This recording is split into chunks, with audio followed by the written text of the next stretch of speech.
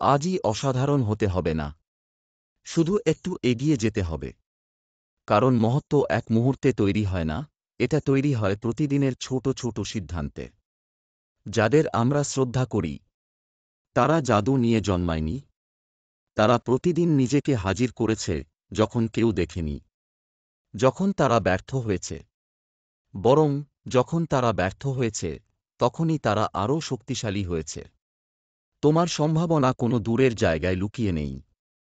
এটা তোমার ভবিষ্যতের কোনো কাল্পনিক রূপ নয়।